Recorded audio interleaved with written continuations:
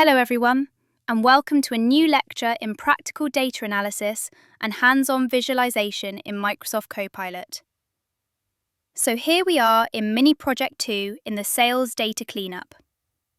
So in this project, you will learn how to clean a messy sales dataset using Microsoft Copilot in Excel. You perform tasks such as removing duplicates, fixing formatting, and accurately summarizing key metrics. Let's follow the step-by-step instruction and use clear, natural language prompt guidance to guide Copilot in automating these tasks using simple prompts throughout. So here is the dataset, and you'll notice some columns have duplicates, many columns are inconsistent, like the revenue, some have missing data. So we have to prepare this dataset for careful analysis and visualization on the Copilot.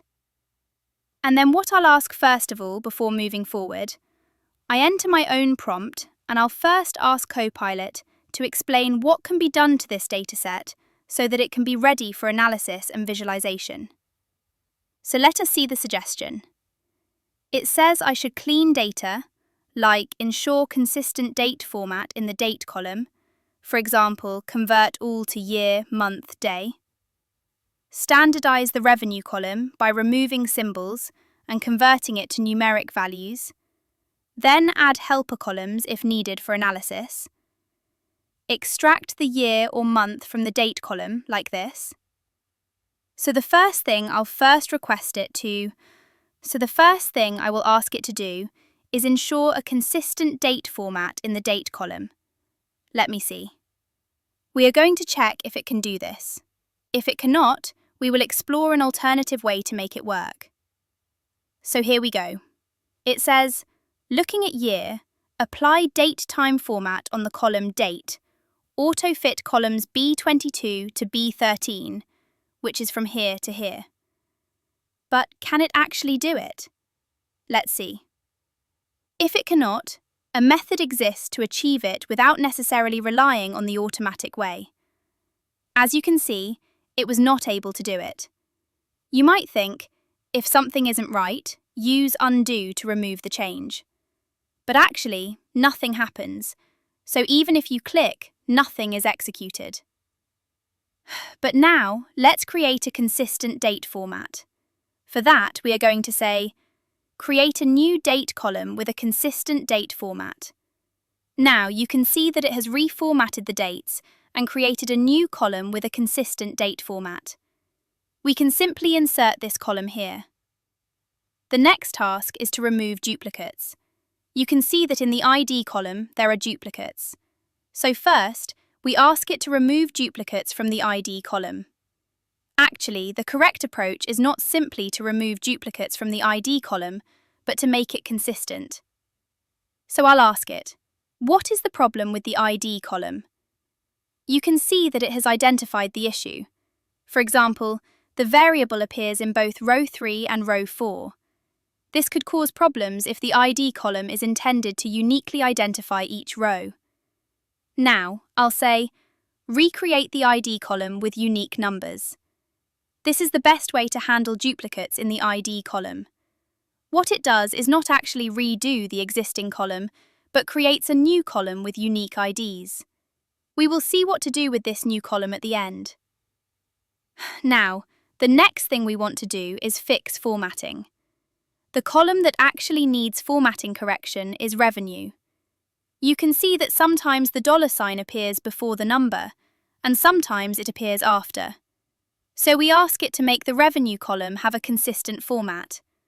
I will give the same instruction. That's it. Recreate the revenue column with a consistent currency format. What it suggests is that I should simply use this method. I should copy this, and then what do I do? Okay, let me say, insert column. You can see that I was not able to do it automatically.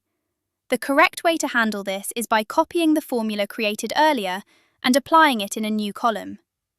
We are going to insert a new column on the right, add the formula to this column, and there you go. Now, with the formula applied, all the symbols are removed, leaving just the numbers. Here, we can rename the column to Revenue Formatted or Formatted Revenue. Now, the next thing we will do is address the sales column. The next task is to correct the sales data. You can see that there is one missing value in the sales column. The way to handle this issue is by replacing the missing value with the modal value for sales. So, we will replace the missing value with the mode in the sales column. You can see that it has applied the mode, which is 100, to replace the missing value, while the other values have remained the same. Now that this is done, we can remove these columns. We can remove the columns that are no longer useful, starting with ID, then the table column, the date column, and sales. Oh, sorry, the reference is no longer there, so as we delete, the reference disappears. We need to go back because, without the reference, it cannot correct the data properly. So how do we handle this now? How do we resolve the issue?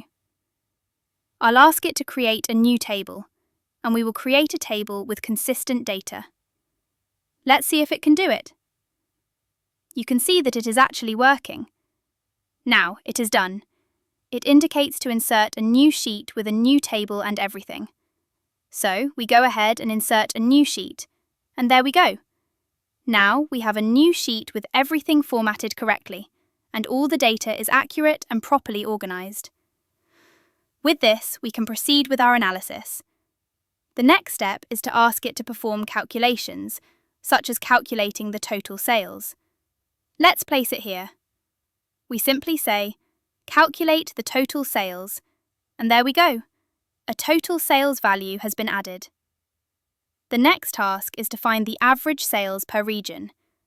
So, it has completed the task and shows that the average sales per region are 250 for the West and 150 for the South.